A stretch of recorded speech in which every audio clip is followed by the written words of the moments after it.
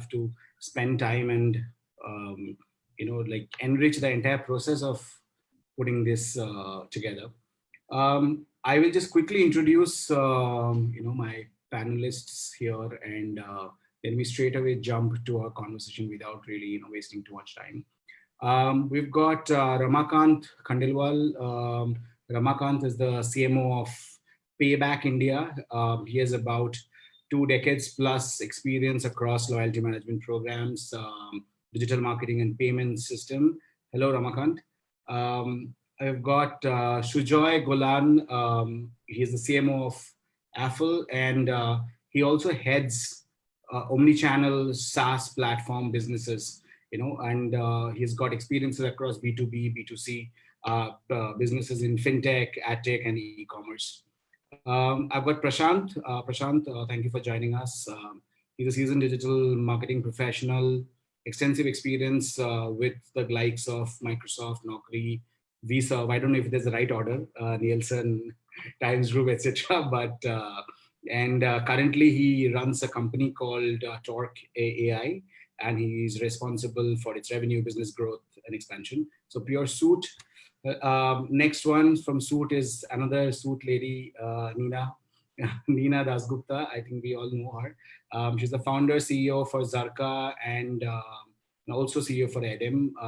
Passion is conversion marketing. She has been instrumental in making Zarka invest in the spaces which are futuristic and are building products which are absolutely unique to marketing. Last but not the least, Namrita, thank you so much for joining us.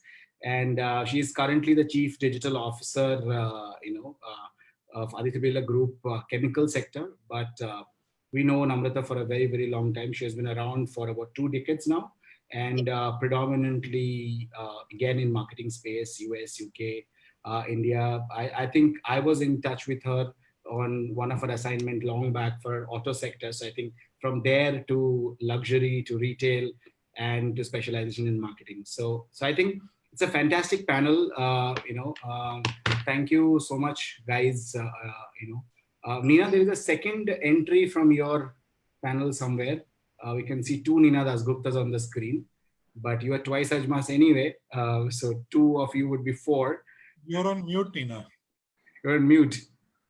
I'm twice as much literally also, but nothing to do with the food, but I'll try and sort that. Okay, so now there are 4 Nina. There was a living person over there in that scene as well. Who did look like Nina? Yeah, Nina's daughter, I guess. Yeah. Okay, cool. So quickly, without really wasting much time, guys, interesting topic, right? Conversational marketing. Have I been reduced to 1? Yes, you are. Yeah, half almost. I've been reduced to, 1. Still 1.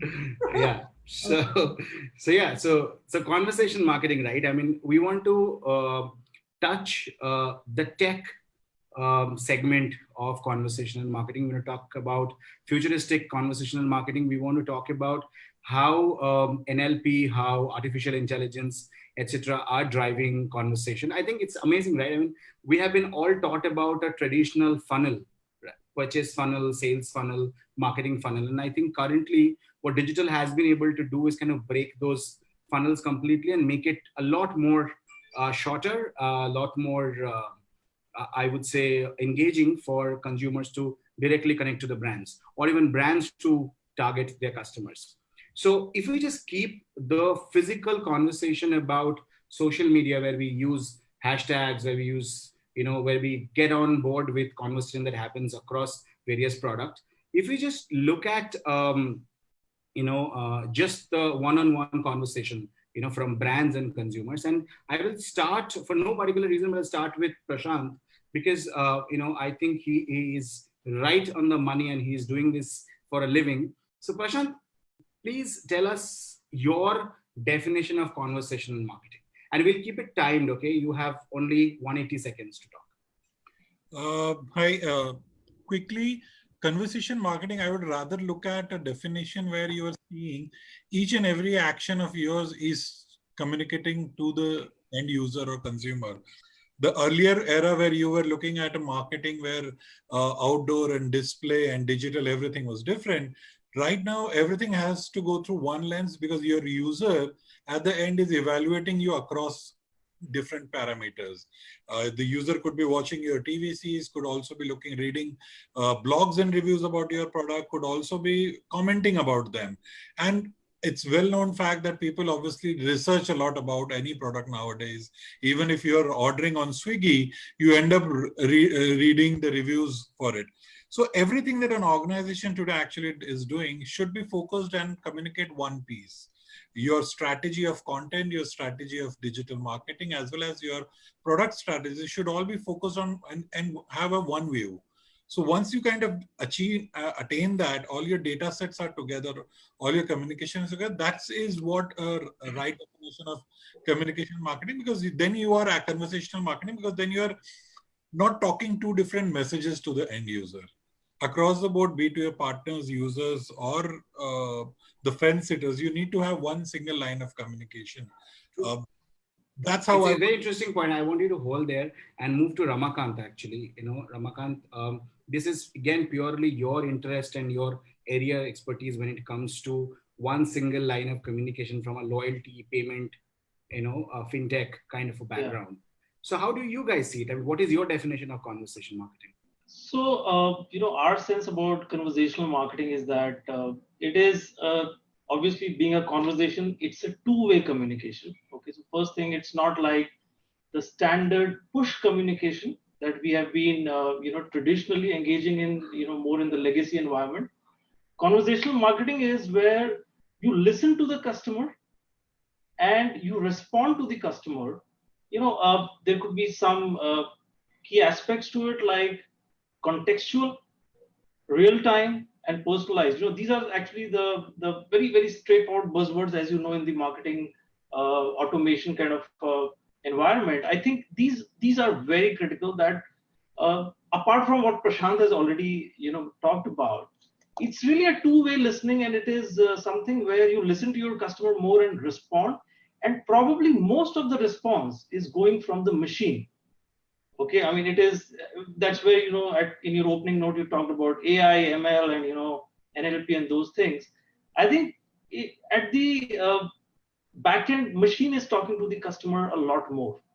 Correct. That's how, I would like to put it.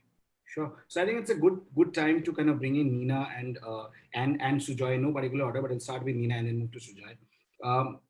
Nina, how do you look at this automation, and how do you think that is empowering brands? Because you are at the cusp of where multiple brands are using your platform and your support to do this, right, for various of their requirements. Is there a bucket? Is there a formula? Is there anything specific you keep in mind, or it's just one size that fits all? How do you guys look at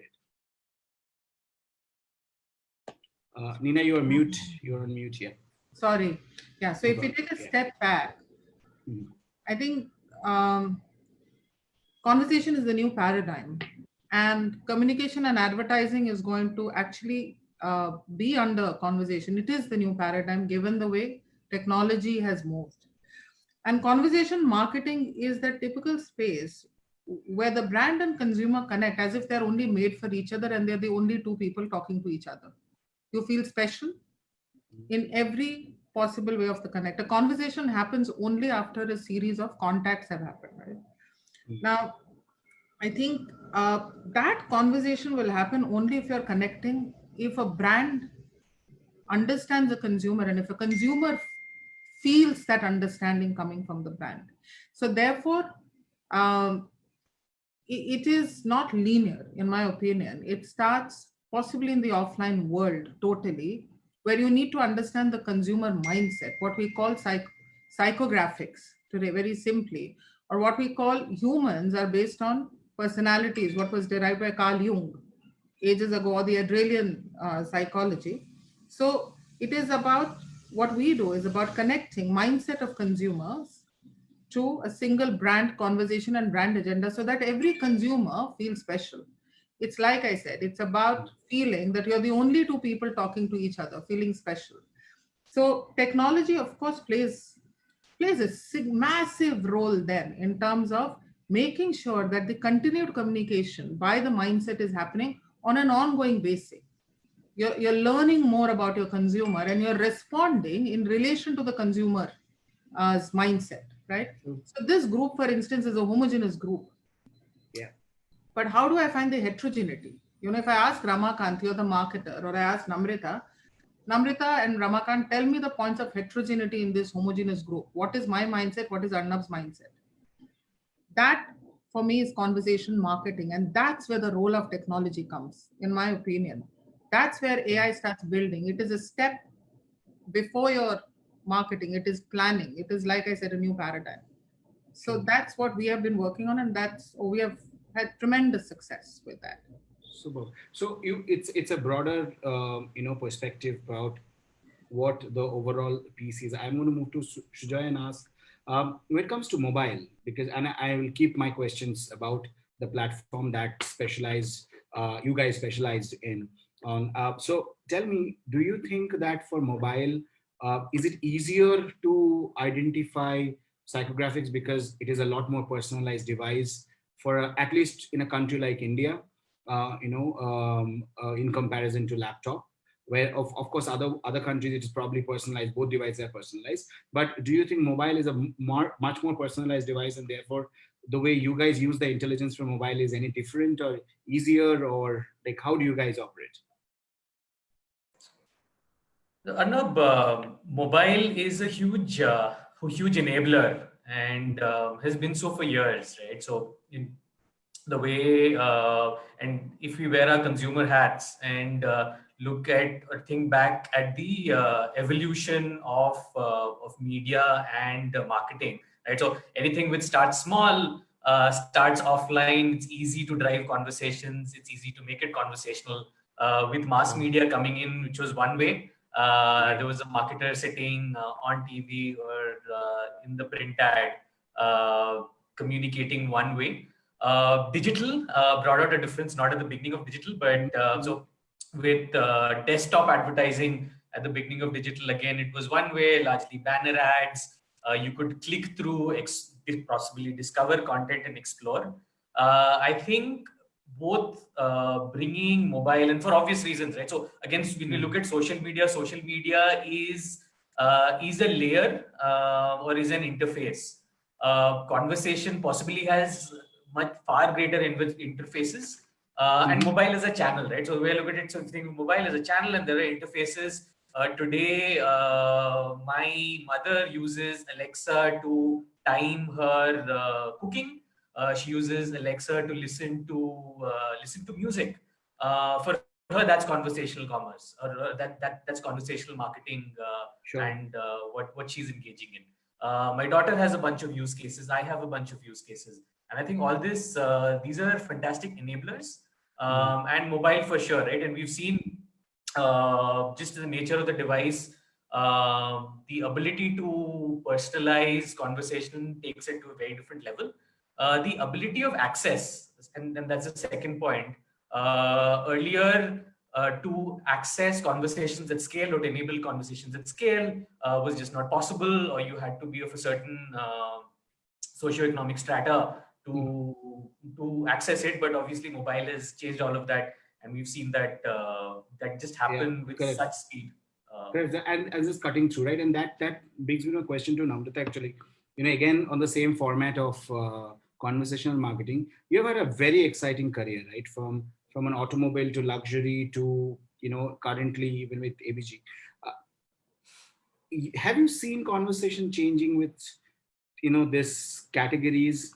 And if it has, then where do you think we stand today? And does it therefore empower you to probably predict a future for a lot more a lot of us? Namrata, you're muted. We can't hear you. Sorry. Yeah, no problem. Arnab, so you're right. I think it's interesting, over the last decade, seen conversational marketing really evolve. So I think about a decade back, at least here in India, when we were looking at it, it was predominantly around, a lot of social and what you were doing on social. And towards, I would say about 5 to 6 years back, I saw that first transition happen where we started saying social is great, Performance is great. All of those aspects are great. But you know what? They're actually customers, given that I was working with Taj Hotels and we had a website and people were coming and making bookings over there. You're like, what can we do over here? Because we have analytics, which is giving us some information.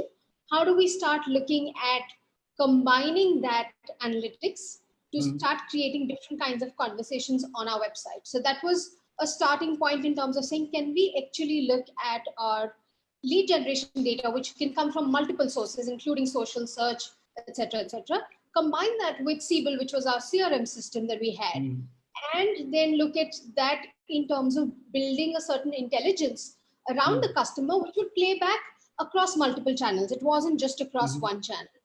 From there, if I fast forward to, I guess, my Mahindra days, and that's, you know, the last 3-4 years, what we've been doing is using the AI elements a lot more. And over there, I think I'll share 1 or 2 examples which would potentially resonate with people. One is really around the whole area about saying that, you know, how do you create meaningful conversations with these customers? So if you take a category like farmers, and I'm going to take not the traditional B2C categories because we all have enough examples of those, but we were doing this entire sort of, you know, piece of work around saying, what can we do with farmers? We want to impact their lives. We make equipments for them. We make, you know, products for them. What can we do in that space? And we went out and, like Nina said, we did the primary research, the understanding of the psychology and the mindset of the farmer. And then started building a platform whereby we said, okay, can we use this platform as a starting point for information dissemination? And that's where we had chatbots. So we partnered with IBM and we created those chatbots which would start giving basic information like, you know, if I'm sowing a potato plant, what's the right time to harvest it? What kind of fertilizers need to go in and stuff like that. And so you started having very meaningful conversations, which eventually dovetailed into e-commerce. That's one example of saying, you know, how the conversation, so the conversation instead of being a push became a pull. The second example I'll take very briefly is what we did with the auto business. And what we found over there was, again, multiple channels of interaction and how do you create the differentiation? So here we went into looking at saying, you know, can we actually do a lot more customer profiling? So one was the customer profiling that we did because we were operating at a group level. So we said, we have the opportunity of taking second party data and looking at that and adding that as a unique value add to our understanding of the customer. And then we aligned with a consumer profiling company, which was a Boston-based company then, and there, you know, more which have emerged since then, but this was about 3-4 years back. And at that point in time, the intent was really to say, can we do consumer profiling and use that again back on our websites? Can we use that on the other, you know, channels of communication so that we can actually start nurturing those leads and pushing them down the funnel? And once they have bought the car, one of the challenges we had was because the purchase happens with the dealer and not with the OEM, and we were the OEM. How do you, in that scenario, keep that conversation going with the customer? So Namrita, sorry to cut you. So from this first party, second party information, I would actually ask the question to Ramakant. You sit on significant amount of information from consumers. I mean, that's your core business, right? I mean, that's what you do for other brands which are using your platform. So is there any specific kind of exercise that organization like yourself do to kind of funnel psychographical analysis of consumers, like say what Nina said about offline research, even Namrita mentioned? So do you guys conduct a lot of those online as well?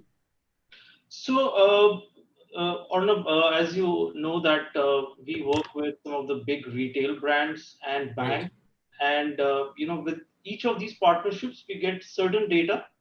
And that data even goes down to the level of the SKUs that the customers are purchasing. So not only do we have a holistic data, about their spends, using a credit card or a debit card, to their travel spends, to their retail spends, even fuel purchases. So it's a very good set of data for us to deduce out of it as to what would be the customer, let's say, customer's wallet potential. What would be the customer's life stage, because these are things that you can deduce from the behavioral data. I mean, the standard examples like somebody's buying a diaper and life stage and so on and so forth. The question that you asked about the psychographic thing, because two people may be buying the same things, but I think what appeals to them, desire is different. Yes, it could be slightly different. Their motivations are different. The motivations could be different, right? I mean, their ambitions could be different. So this we have a platform. Yeah, mindset, Sorry. right. Go on. Yeah. So we have a platform which is in partnership with a company called Unomer.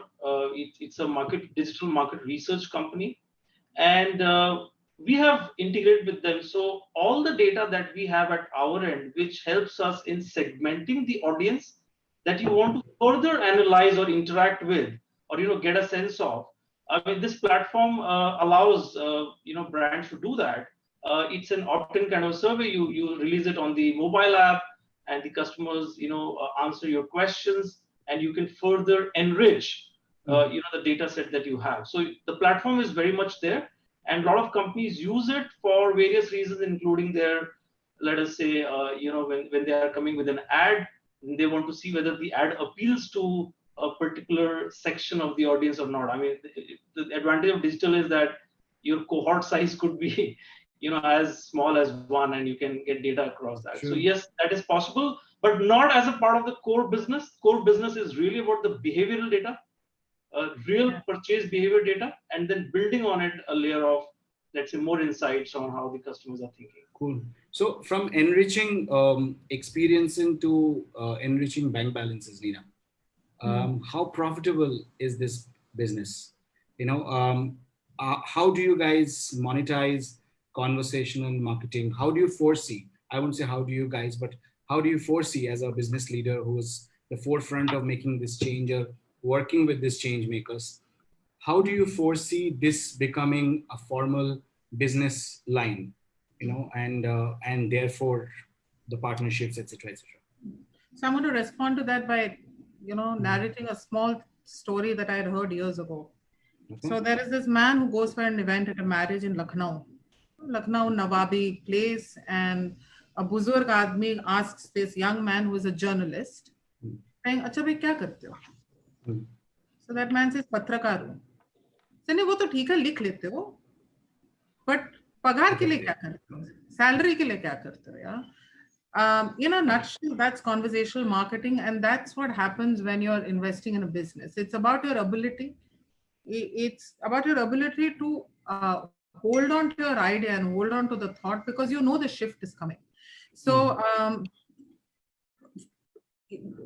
in terms of making money, you don't make money the day you start that business, right? You plow money because you're building a technology, you're building layers of the product. But are you making money in the future? Yes. Because when you make money in the future, for instance, when Ramakant laid out his first party data, and he said the need is behavioral, meaning for me in my mind is, well, I've solved that behavioral problem for many brands today, right? It's just a matter of integrating. So there is definitely money. It's about being in it for the long run. So you just need to make sure that the role that you play in the entire ecosystem remains significant. Conversational marketing, if you just say that I'm someone who will create headlines, it is not a sustainable business model.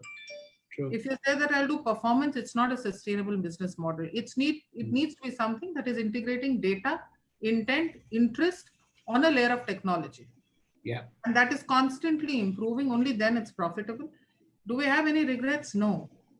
Are we profitable? Yes. Did we make money on day one? Absolutely not. Yeah. True. But I think it's worth every penny that goes in, because its multiples are huge. Yeah. So, because it's just an offshoot, and you also have personally selected that question from Rajnath Kamath, would you take that question? It's conversational, so I'll just read it for everybody. Conversational is personal and automated impersonal communication.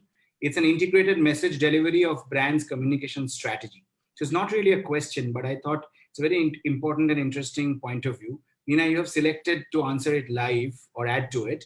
Would Yeah. you do it now? Absolutely, I'd love to. So a brilliant point, Raj, and I know you're in that space significantly yourself. It is personal, and that is the point that I made in the beginning. Conversational marketing is when every consumer feels that the brand is talking only to her or him. It is personal.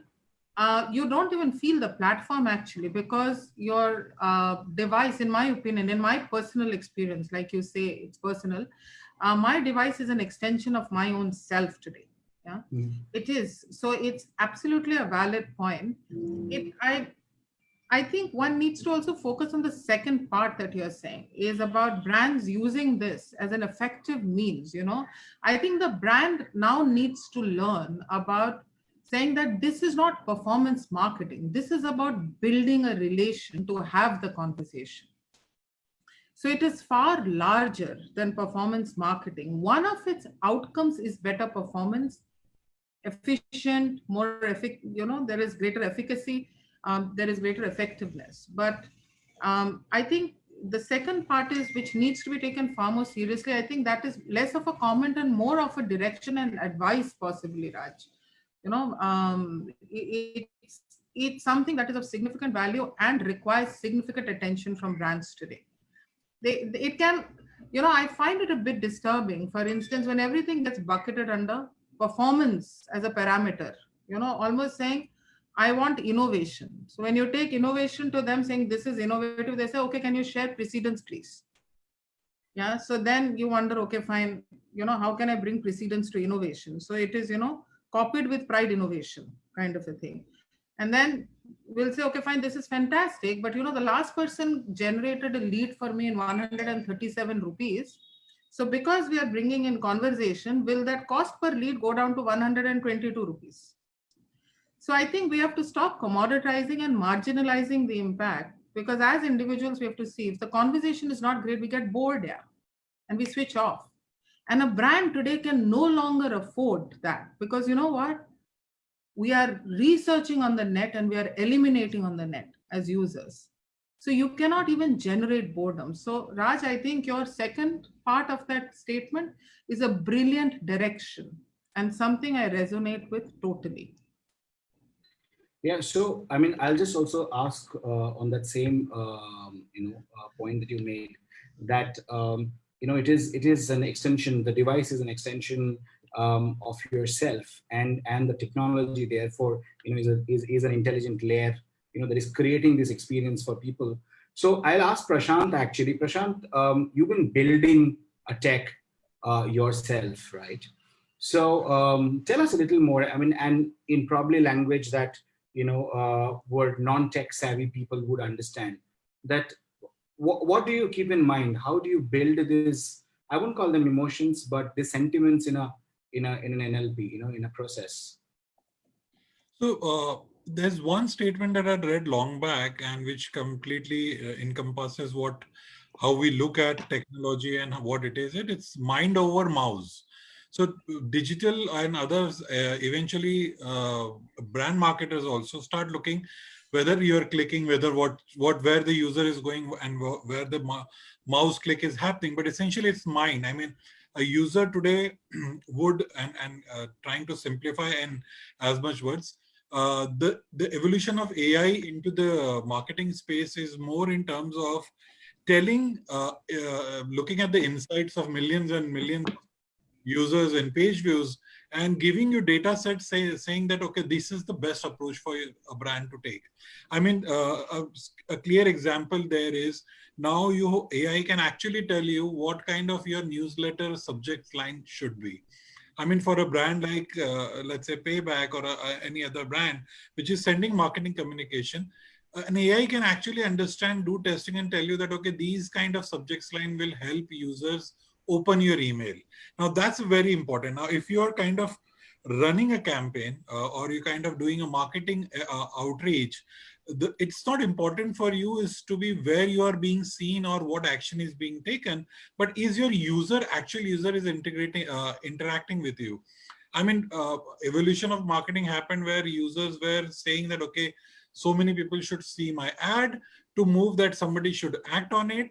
Now we are talking about a user should engage with you. Now it's a typical direction evolution of a communication that you want the user to engage. But now you don't only want the user to engage and buy, but you want repeat user, you want loyalty, you want the user to be your mouthpiece. Now to achieve that, you need to kind of track and have a single, actually not only communicate to the user, but also listen to the user. Everywhere the data set is being, I mean, today brands and marketers have hundreds and thousands of touch points with users. How do you capture all of these touch points and understand and take the next measured step is what actually AI and ML today is helping you, right? One example which I said is newsletters. It also tells you which sites to go and advertise to, what should be a subject line. So all of those can be done through ML. True. I think I'll bring like an example which is closer to the time we are in during this COVID-19. There's this company called Health Tab. They actually created an entire health platform which was built on top of messengers, so chatbots primarily. Though Namrata strictly told me to not talk about chatbots, but I will just take one example, Namrata, because I think it's very humanitarian. So they actually allowed people to, during this time while mental health is a big cue, wanting to be sure whether you are fit enough, to dwell in the real world or not. I think Health Tab built a fantastic business, and which kind of flourished in the last 6 odd months, is all about helping people ask these questions, which are intuitively right, and therefore kind of guide them to a direction, right? And so the next question is actually more about use cases. I think we have all spoken about use cases from the past, but primarily to the marketers here, Namrata, Ramakant, Sujoy, examples of such work around us.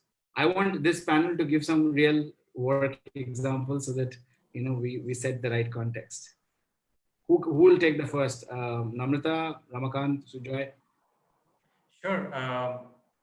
Arnab, just our day-to-day life is so full of examples, and so many of us like to try out new tools.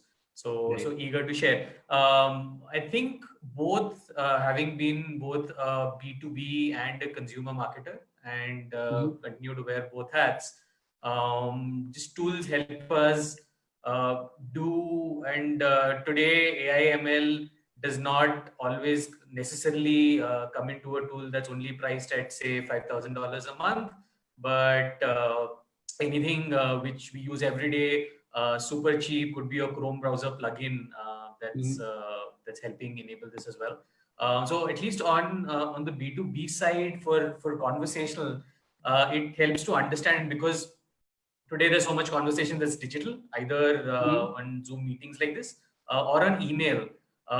We, for example, use sales tools, right? So anything that can help us understand intent and sentiment from, for example, the sales emails that we exchange, right? So we're trialing, in fact, I'm working to trial a tool called Humantic.ai. I know someone who's built it, and it got launched on Product Hunt about a week ago, rave reviews, but it helps do that. Tools like SalesCan, right, to understand the conversation with the prospect you're having. Is the prospect serious? Are the words he or she uses indicate that they're concerned, that they're eager, that they don't want to, or do they not want to move ahead, right? So on and so forth. On the consumer side, on the other hand, at the risk of plugging our own product, we built something called Shopper, which helps retailers build O2O workflows, online to offline workflows, help surface their offline store inventory, and obviously the easiest way, and how all of us shop is through conversation, right? And there is a conversational interface today through chat, but also available through web interfaces, through anything else, which understands today when I say I'm looking for, and it's easier said than done, right? So all of us have gone to an e-commerce site and say, I'm looking for a brown leather belt, and seen brown leather bags. and said, oh no, this is not what I want. So it takes a lot of effort to get that right. I think today there's both effort and technology, but the products are there, all waiting for us marketers and consumers to use. No, I'm sure of the products. Cases, Ramakant.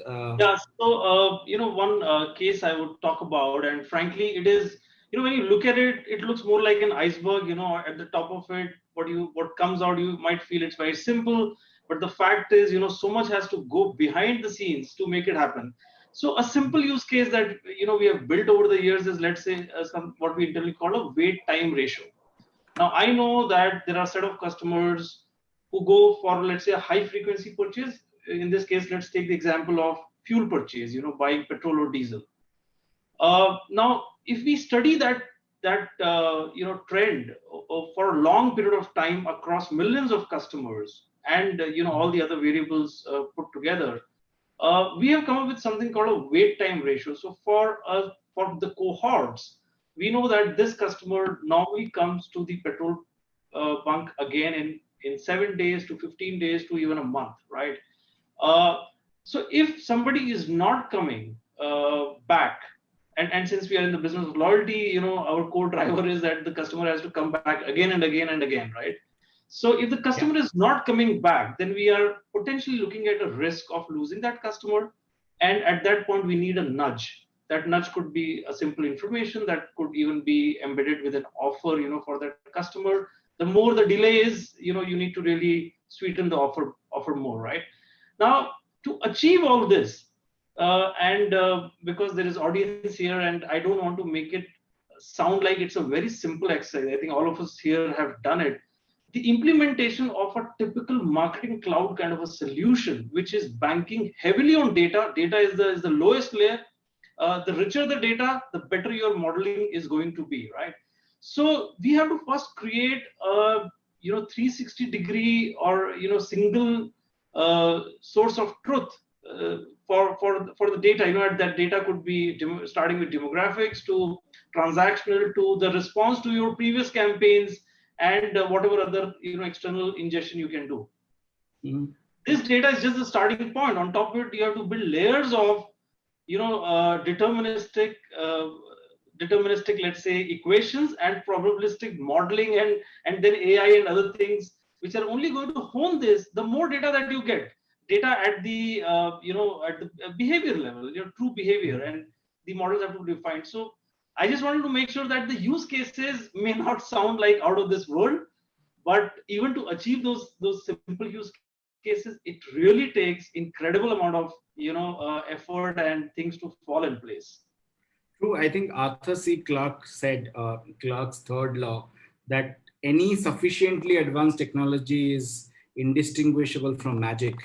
So I agree with you that sometimes it just looks very simple, but it takes a lot, behind it. So from a lot to sitting on a lot of data, Nina, I'll come to you, Namrita, on a more specific case. Sitting on a lot of data of so many brands, and I think Ramakant made a point that data is indeed the lowest layer, and the richer the data is, you can build such a huge structure on it. There are so many questions about data security, so many issues of, and now we know from September the world is moving to a cookie-less tea party, as we call it. So then what happens with so much data? And consumers are more reluctant to share data, and you want to build an entire business on top of not ready to share data. And I think Apple is ensuring people to ask every time there is an app that, do you want them to get your data or you don't want to get them data? So what happens then? And how do you foresee a world like that? It's God. Okay, it just went a bit techno. Arnab went a bit techno. He was almost doing breakdance towards the end of the question. So it's interesting you asked that. So we anticipated a part of this cookieless world a while back, right? And we were working on our entire platform with use and application of data that happens actually more at a panel level and at a script level with the companies, the first party data, but it is more about estimation and use of it without revealing identities. Right. So the way our data is structured is actually structured on pure behavioral, what should I say, the offline personality buckets, which are derived via a psychometric tool that we have. And we take it live via Blue Kai's, we activate the data via DMP. So the Blue Kai DMP, right? The beauty of our data is that it's going to be panel based. So we're going to get panel based information more than actual first party cookie led data. So the panel information, which is the shift, which is where the beauty of our tool is, which is what is creating excitement around it, is that everything is going to go on linked panels. So for instance, if Payback has a panel of their entire people, I can actually estimate the entire universe for Payback using one layer of psychometric tools, and there's no data transfer, and there's no cookie enablement after that. There is no cookie based conversation that happens, right? So our data has been structured on the future of data, which is panel, actually very less on cookies. We don't do cookieless because cookie in any case fades away and dies in 3 months. Yeah, your cookie is not relevant any longer. So I think how you define and structure your data is what makes it important. It needs to be personality and psychographic based and mindset based and intent based. Like Sujoy said. True. Sorry to cut you, but interesting point, because I think the entire digital's entire point of view when it started was about IP-based data and cookie-based data, and that was the differentiator, because the world survived on panel and extrapolation of panel on the entire population, right? Yeah. Are we going back there? Well, we never, the interesting part is we never gave up the panel. The entire study that we do today, you look at ComScore, any planner who's doing the plan is still bloody clicking on that one button of ComScore. We're still doing bar. So we haven't moved from panel. We're still doing Nielsen scope. We're still doing TGI. We're still doing IRS. We're a panel world. Unless you have offline research, which is the most deterministic, you cannot have probabilistic in the online world. Because online world is a series of activities that are happening, right? So yes, we are going back to panel. The only thing that will get added is layers of validation that will get added. So blockchain, that's where blockchain is going to begin getting used. So which is saying that is this estimation getting validated or does it require an update, right? But your data is today sitting hidden. Yeah, there are companies like InfoSum that got bought out by Xander. When I met them 2 years back, he told me, he said, Meena, everyone shows me the door. And today he giggles all the way to the bank each day. Yeah. True. So Xander has got it, right? So I think the signals were there 2 years back. We are going back into the panel world because we need real people. Sure. Automation and innovation are separate. You see, innovation happens probably still with the mind. Correct. So to come back to Namrata, so then we're going back to panel, and I think Prashant mentioned about a more individualistic conversation where a machine is talking to a human being. So while marketing goes back so many years to the panel and consumers move to talking to a machine, where does it come together? I think I see a very good synergy between the two. And let me share an example actually, because I think that's a classic example of, the synergy between man and machine in that sense. And I am going to, though I said we won't talk about chatbots, but you're now getting me back into that zone. Yeah. So, something that really, he's a great moderator. He drew you in. I know. He did.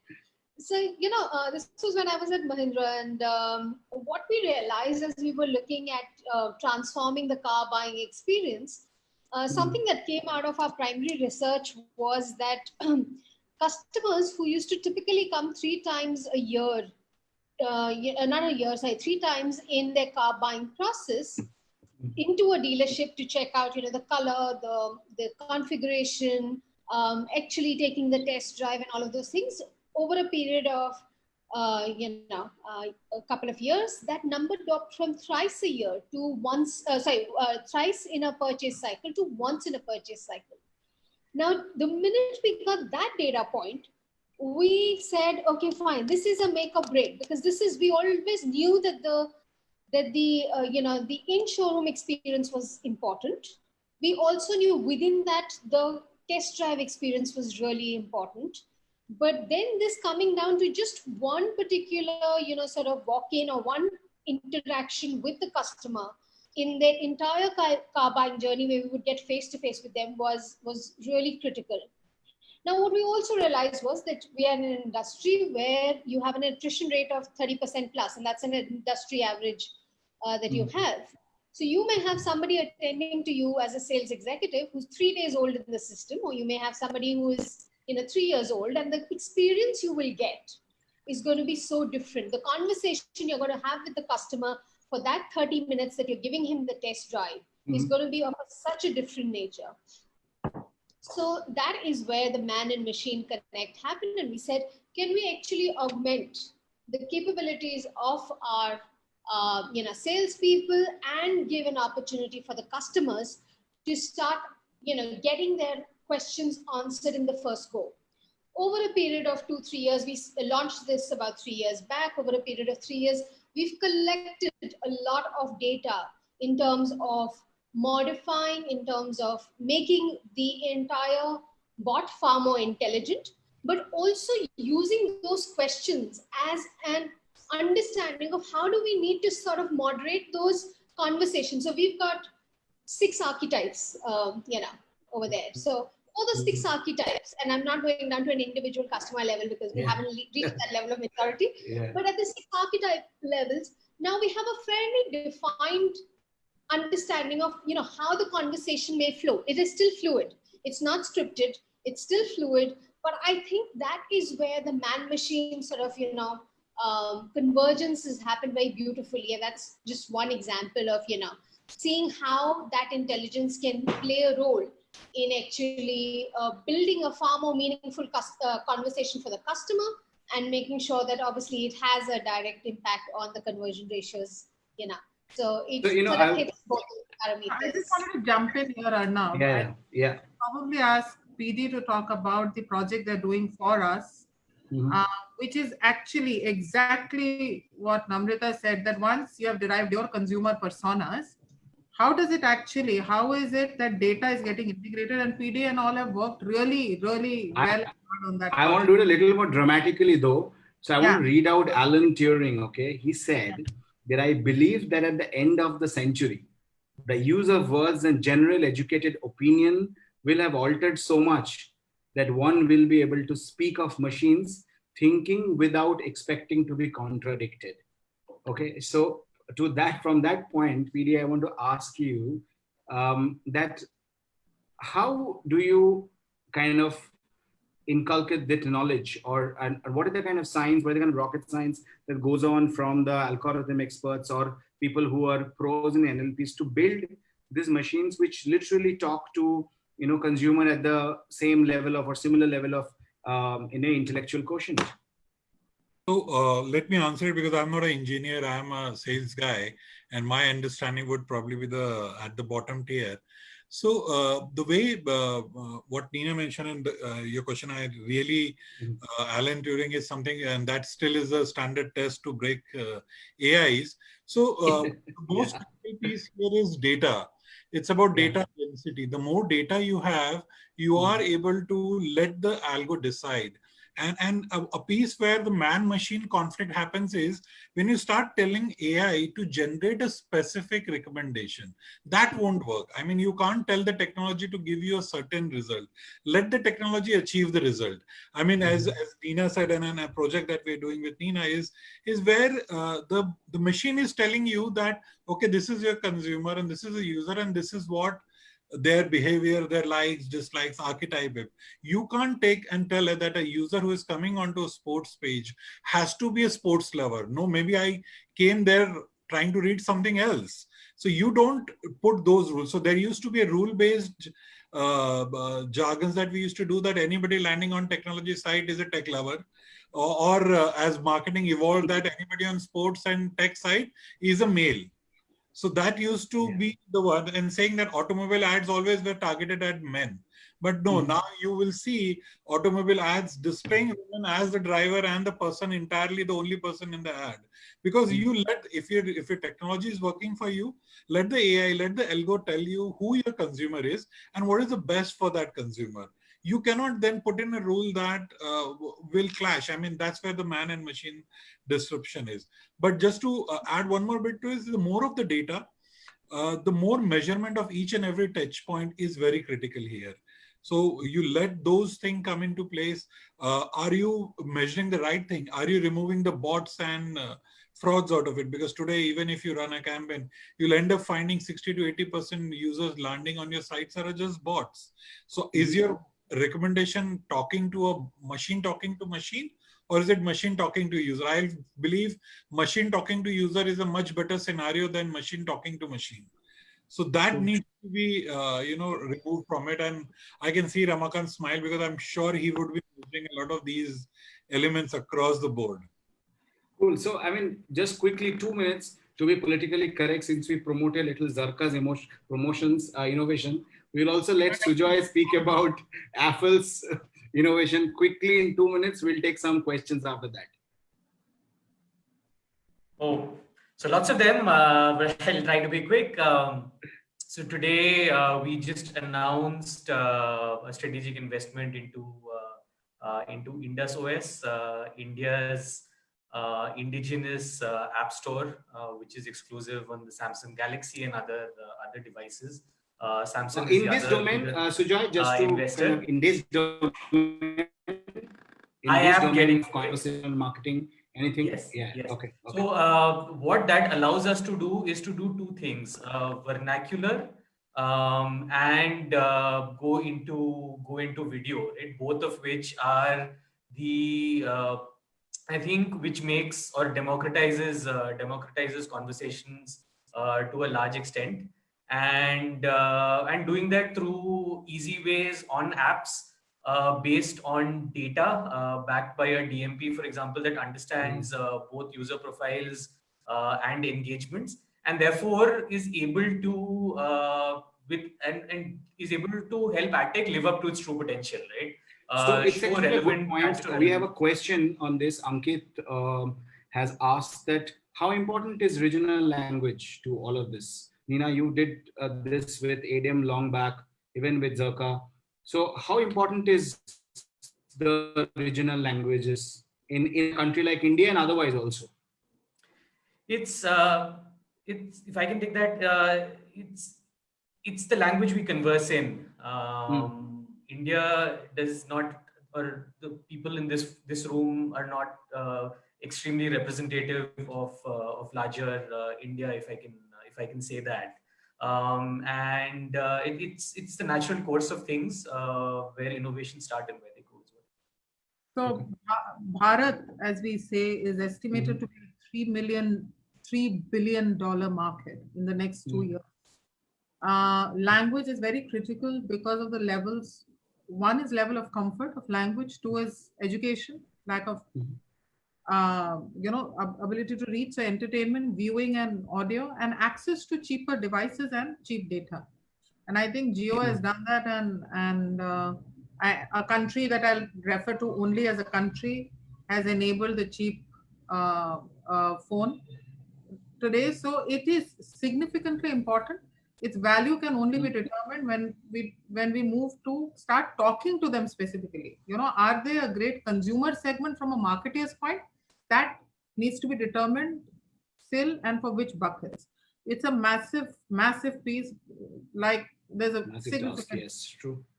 Yeah, and true. there are sorry, go on, Nina. Yeah, completely. Yeah. So there's significant investment happening in that part today. Sure. So another massive point actually made by Rahul on questions, asking, and I'll ask straight to Ramakant. Do you feel the government, I will actually put two parts, is doing enough on the data protection laws? And do you think that they need to be, making it more stringent? And to make it more stringent, they actually need a lot more clarity themselves, is what I would presume. So what is your point of view on that? So, it's a very tricky matter, as you know, and if there are some references to be drawn, we have the GDPR and those kind of things in Europe and the other markets. I think for scaling up any business, it is important that if there are any loopholes or leakages or risks, they have to be curbed.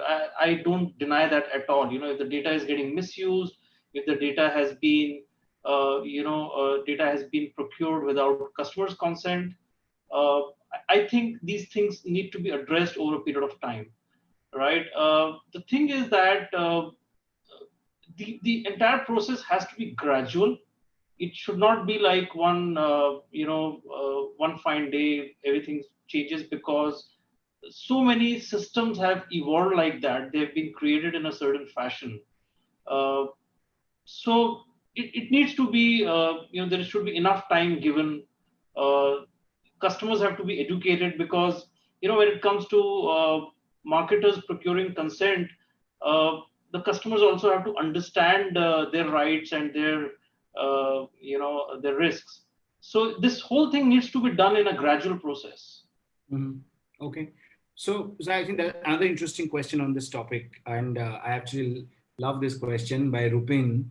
He says that, is there something like too much data, where we have so much data about consumers that we lose sight of the consumers themselves and optimize for numbers and not humans?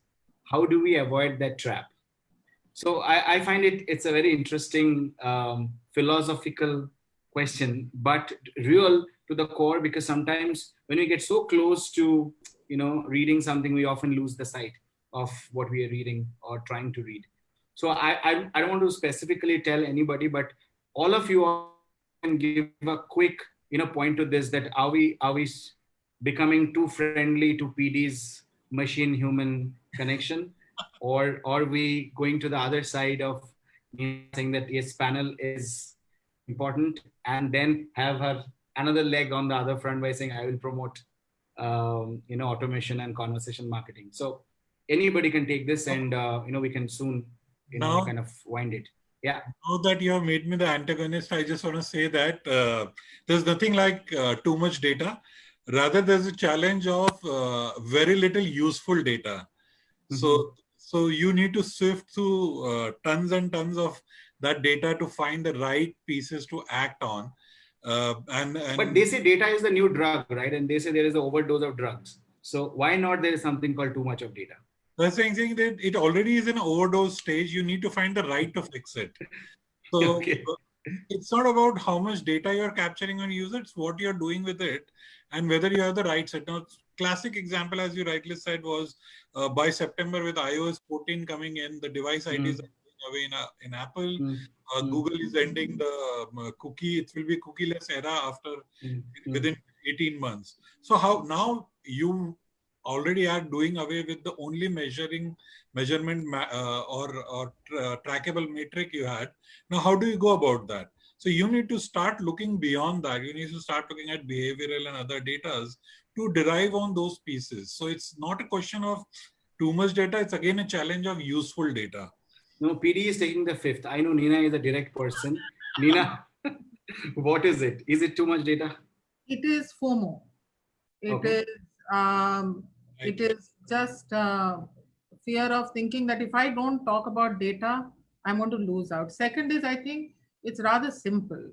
We are just in the place of complicating it, because complicating things gives us commercial benefit. Time, yes. The more we complicate it, the more intellectual it sounds, and it gives us commercial benefit. Third is, I think we're not having honest conversations. So there is too much of it. It is just, there is huge amount of data. I think more than that, it is not about too much. There is a lack of clarity on what data means itself. And why am I seeking this data? I think that is the need of the hour. Honest conversation is what's the agenda and why do I need the data and what's the data for. Just having data. There's a time, I don't know, Arnav, if you remember, there's a time someone would say, Acha, Yahoo ka na 70 million uniques hai. MSN ka 50 million unique hai, we give business to Yahoo. And then you'd ask them that, will you bloody reach all the 70 million unique? Why is the number of uniques important? Isn't what you're doing then with... they will buy 1 million. Yeah, they'll not even buy that 1 million, right? At the end of the day, I think it's the need to know basis. It is that, we want to have information, but there's FOMO, we're scared. Mm. But we also have immense lack of clarity on how to use, and the people like us also are responsible. We'll go and get this complicated layer of conversation, and we'll give them the fear of God. Nahi kiya to mar jaoge. You know, we're like the Pandit, the Brahmins of the old time. So I think that is the data conundrum today. True. So from Brahmin to grassroots, the last question we would take, it says that often the linkages between analytics and execution, this question by Suchita, is still very poor. So Namrata, you are now dealing in this category. Do you see a similar implementation from your sophisticated cars that you once sold to your current shift? Do you see the same amount of data transferring to the grassroots? And quickly we have to answer this, okay? And then we wrap. So I'll give you a contrast. I'll give you the B2B space and the B2C space. So in the B2B world, which is the chemicals part of the business that I work on, there are no conversations happening. There is very little data. And it's pretty much like a customer coming to our website, walking into an empty store. There is nobody to attend to them. So the bots that we're talking about, the conversations that we're talking about, the personalization that we're talking about, all of that, at least in the chemical space in the B2B sector, is absent. It's beginning to maybe start happening, but by and large, it's absent. Now let me move to the fertilizer side of the business. And on that side, on the the conversations with the farmers that we are having, I think again there is scarce data. We're beginning to make sense of it. I gave you the example from Mahindra's. We're trying to do similar stuff over here. We've started collating data, but I think meaningful data, even trying to have those conversations, creating meaningful data is going to be a journey. So we're nowhere close to I guess the slightly more evolved world of B2C, luxury, automotive, retail, etc. Thank you. So we'll quickly just wrap, guys. Thank you so much. I think I feel a lot more confident about not making money after this session, and I think we still have future because we are still at the top of the iceberg, as Ramakant put it. So thank you for boosting my what do I say, confidence in it. Having said that, quick points that came out. I think this man and machine existence, this cohesive existence, is only to get stronger and deeper and richer. I think it's going to be there for sure. This is the future. This is the new funnel. It will just going to break the entire customer purchase funnel that we are all aware of.